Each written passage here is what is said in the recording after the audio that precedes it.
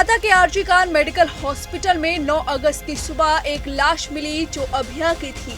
उसके पैर चीर दिए गए थे, उसकी आंखों से आंसू गिर रहे थे, वो खून के आंसू थे और प्राइवेट पार्ट लथपथ था। 90 डिग्री पर उसके पैर चीरे हुए थे। इसके बाद सवाल उठे कि एक अस्पताल में आखिर ऐसा कैसे हो सकता है, क्या उसकी चीखें किसी ने ना सुनी।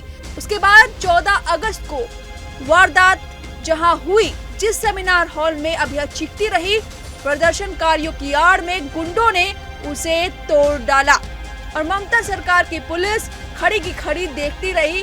कुछ बताया जा रहा है कि वॉशरूम में जाकर छुप गए, जिसके बाद ममता सरकार पर सवाल उठने लगे कि आखिर इतनी बड़ी लापरवाही कैसे हो सकती है। जब नमन्ना प्रोटेस्ट हो रहा था तो उस दौरान इतने भारी फोर्स तैनात कर दिए गए, लेकिन उस वक्त जब उस घटना स्थल को सुरक्षित रखना था तो पुलिस कहाँ थी।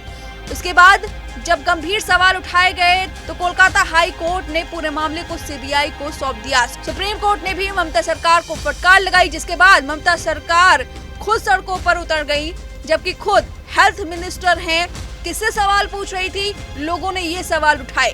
आखिर उनकी ये जिम्मेदारी बनती है कि वो सुरक्षा करें, लेकिन खुद जब सड़कों पर उतरी तो लोग हैरान रह गए।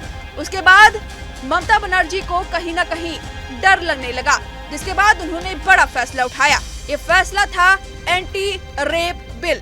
इस बिल से लग रहा था कि ममता सरकार महिलाओं के बारे में सोचती हैं, लेकिन अब उन पर एक आरोप लगा है। यह आरोप है कि वो हाथी के दांत हैं जो दिखा रहे हैं, अंदर से काम कुछ और हो रहा है। लगातार विरोध सह रही ममता बनर्जी ने 30 सितंबर को एंटी रेप बिल पेश किया था।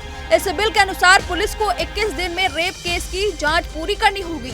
विधानसभा में बिल के पास होने के बाद इसे राज्यपाल के पास भेजा गया था। यहाँ से पास होने के बाद बिल को राष्ट्रपति के पास भेजा जाएगा। यहाँ से मुहर लगने के बाद ही बिल कानून में बदला जाएगा। लेकिन अब ममता बनर्जी पर गंभीर आरोप लगे हैं। पश्चिम बंगाल के गवर्नर आनंद बोस ने कहा कि ममता सरकार की वजह से अपराजिता बिल अभी पेंडिंग है। ममता सरकार ने बिल के साथ टेक्निकल रिपोर्ट नहीं भेजी है। टेक्निकल रिपोर्ट के बिना अपराजिता बिल को मंजूरी नहीं दी जा सकती। राज्य भवन की तरफ से 5 सितंबर को जारी बयान में कहा गया कि गवर्नर आनंद बोस ममता सरकार के इस रवैये से खुश नहीं है। उन्होंने कहा कि ममता सरकार ने महिलाओं से जुड़े इस बिल को लेकर कोई भी तैयारी नहीं की है। गवर्नर आनंद बोस ने कहा कि इस बिल को आंध्र प्रदेश, महाराष्ट्र और अरुणाचल प्रदेश के बिल की नकल बताई है। उन्होंने कहा कि इस तरह से बिल राष्ट्रपति के पास पहले ही पेंडिंग है। लोगों को धोखा देने के लिए ममता धरना प्रदर्शनों में भाग ले रही हैं।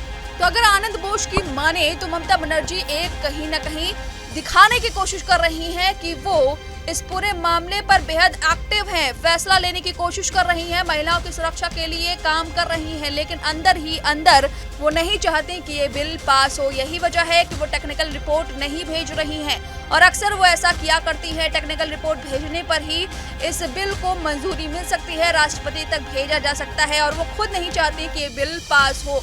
ये कहना है कि आनंद बोस का। फिलहाल इस खबर पर आपकी जो भी राय है, इन आरोपों पर आपकी जो भी राय है, हमें कमेंट करके जरूर बताएं। न्यूज नेशन अब व्हाट्सएप पर खबरों के ताजा अपडेट के लिए न्यूज नेशन के इस QR कोड को स्कैन करें।